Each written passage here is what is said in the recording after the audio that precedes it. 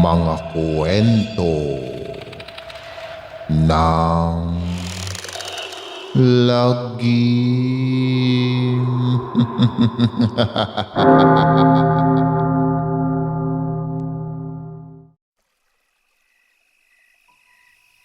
Kamusta na mga giliw naming tagapakinig? Maaari po kayong mag-send sa amin ng mga kwentong katatakutan at pwede po kayong mag-like at mag-comment kung nasang lugar po kayo para ma-shoutout po namin kayo sa susunod naming kwento. Maraming salamat mga giliw naming tagapakinig. Don't forget to like and subscribe our channel para palagi po kayong updated sa mga kwentong katatakutan.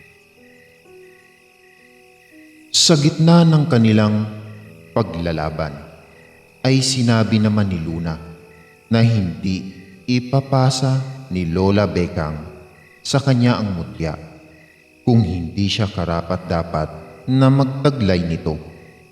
Nagpatuloy ang sukatan nila ng lakas hanggang sa bumagsak sa harapan ni Luna ang pinuno ng mga itim na diwata.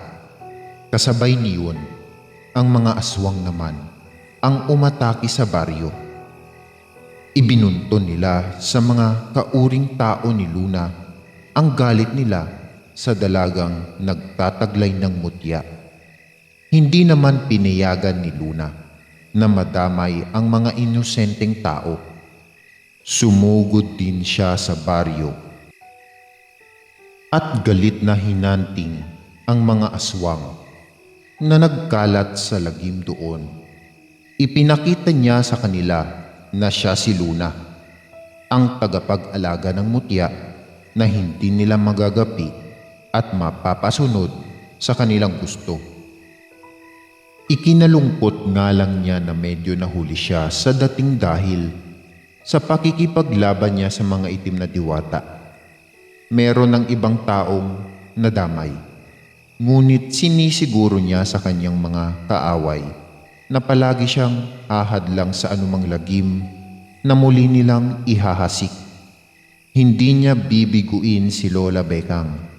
Batid niyang si Lola Bekang ay may mabuting puso kahit ito ay may lahing aswang, nagabunan at itim na diwata.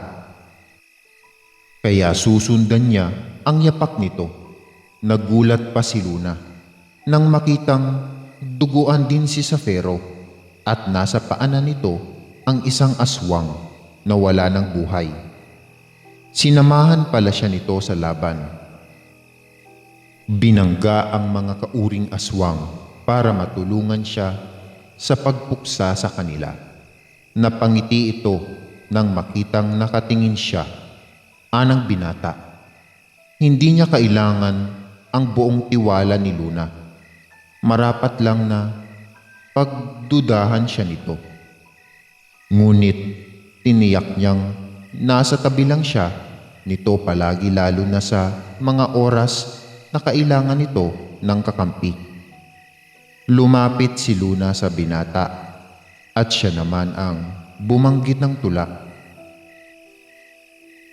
O aking Safero, ikaw man ay hindi tao. May ka ba man sa dibdib ko na ako ay tatalikdan mo? Ang tiwala ay ipinagkaloob ko dahil ang puso ko'y umiibig na sayo. Nanlaki ang mga mata ni Safero matapos ang maigsing tula ay umalis na si Luna. Hinabol siya ng binata na hindi makapaniwala, ngunit ang puso ay lumulukso sa tuwa.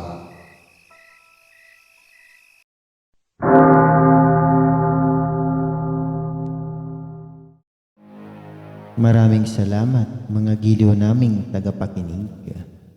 Huwag po nating kalimutan mag-subscribe at mag-like ng ating channel para sa mga kwento ng lagi.